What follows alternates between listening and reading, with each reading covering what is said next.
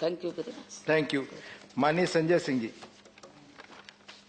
धन्यवाद मान्यवर, आपने इस रेल बजट पर मुझे बोलने का मौका दिया। मान्यवर, सरकार की ओर से मंत्री जी का बयान आया कि निजीकरण रेलवे का नहीं किया जाएगा, और उनकी ये बात सुनकर ऐसा लगता है कि ये सरकार देश के निजी कंपनियों और पूंजीपतियों के लिए गाने की एक लाइन गाती है कि बताना भी नहीं आता, छिपाना भी नहीं आता, हमें तुमसे मोहब्बत है, जताना भी नहीं आता। निजीकरण करना भी है और मना भी करना है। आपने कहा निजीकरण नहीं करेंगे। 109 प्राइम रूट्स पर आप 150 ट्रेनें चलाने जा रहे हैं।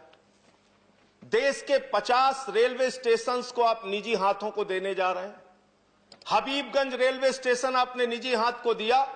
वहां की हालत जाकर पता कीजिए मान्यवर, वहां पर 50 रुपए मोटरसाइकिल रखने का लगता है। वहां पार्किंग के लिए 150 रुपए कार का देना पड़ता है। आपने प्लेटफॉर्म टिकट 30 रुपए का कर दिया। पैसेंजर ट्रेन का 3 गुना किराया बढ़ा दिया। जब आपसे पूछा जाता है तो आप बहुत हास्यास्पद तर्क देते हैं। कहते कोरोना के समय में पैसेंजर ट्रेन में भीड़ ना हो इसलिए किराया हमने बढ़ा दिया। पेट्रोल का दाम क्यों बढ़ाया? बोले कार ना चलाने पाए, मोटरसाइकिल ना चलाने पाए। डीजल का दाम क्यों बढ़ा दिया? माल की ढुलाई ना होने पाए। अरे गैस का दाम क्यों बढ़ा दिया? लोग खाना ना खाने पाए। यह आपका तर्क है। देश में कोई भी चीज महंगाई बढ़ाने के लिए आप एक नया हास्यास्पद तर्क लेके आते हैं जिसका सच्चाई से कोई लेना देना नहीं होता। निजीकरण आप कैसे कर रहे हैं?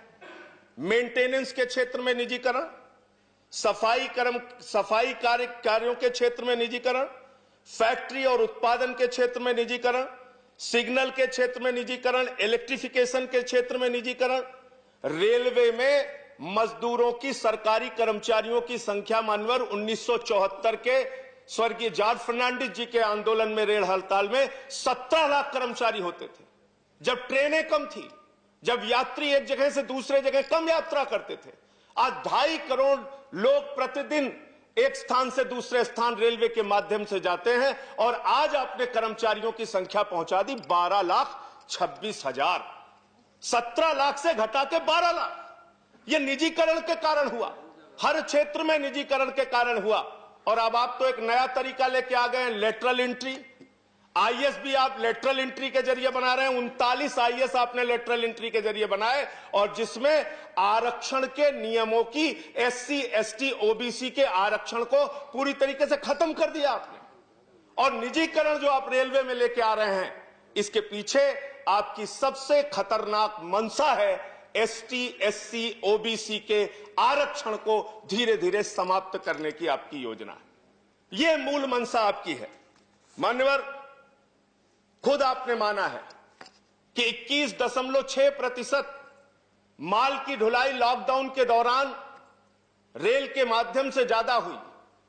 यानी रेलवे के कर्मचारी पूरी निष्ठा के साथ, ईमानदारी के साथ काम करते हैं, और उस लॉकडाउन में काम करने के कारण, कई कर्मचारी जो कोरोना योद्धा जिनको आप कह सकते हैं, उनकी जान भी गई। 50 लाख रुपए मुआवजा कर्मचारी संगठन मांग करते हैं। 20 लाख रुपए मुआवजा आपने दिया, फिर उसको बढ़ा के 35 लाख किया। आज तक उनको मुआवजा नहीं मिल पा रहा है। रेल के जो कर्मचारी इस कोरोना काल में जिनका जीवन गया, और कोरोना काल में मान्यवर 2.5 करोड़ की आपकी क्षमता एक जगह से दूसरे जगह यात्रियों को पहुंचाने की प्रतिदिन की है। लेकिन हमने देखा कि किस तरीके से रो रो के ट्रेनें चलाई गई, किस तरीके से लोगों को तरसाया गया ट्रेनें चलाने के नाम पर, और 40 ट्रेनें रास्ता भटक जाती हैं, 80 लोगों की जान चली जाती है। मुजफ्फरपुर के स्टेशन का वो दृश्य आज भी हम लोग नहीं भूल पाते। एक मां के ऊपर से उसका छोटा बच्चा आंचल हटा रहा था, उसकी मां की कंक्लूड करिए संजय जी। बस खत्म कर रहा हूं मान्यवर।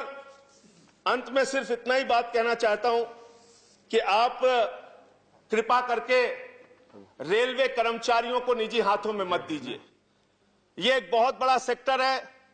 जहां से रोजगार भी मिलता है और जहां गरीब आदमी को एक भरोसा होता है कि हम सस्ते में दामों में यात्रा कर पाएंगे, सस्ते किराए में यात्रा कर पाएंगे। जिस दिन आप इसको निजी हाथों में देंगे, कर्मचारियों का तो आप आरक्षण के तहत उनकी नौकरियां खत्म करेंगे, एक बात है, और दूसरी बात यह है कि हिंदुस्तान के लोगों को तकलीफें और उनकी यात्राएं, उनकी दुश्वारियां बढ़ेंगी। अंत में कुलियों की बात यहां पर आई। इस देश के कुलियों के लिए एक योजना बहुत पहले लाई गई थी कि उनके परिवार के लोगों को नौकरियां दी जाएंगी। उस पर पुनर्विचार कीजिए, उस पर फिर से एक बार सरकार निर्णय ले। जो दिन भर मेहनत करते हैं स्टेशन पे, अब माल ढुलाई करते हैं, धन्यवाद। उनके बच्चों को धन्यवाद नौकरियों में माननीय संजय आरक्षण जी। देने की योजना बनाई। बहुत बहुत धन्यवाद। धन्यवाद। माननीय दुष्यंत गौतम जी, माननीय दुष्यंत गौतम जी, प्लीज।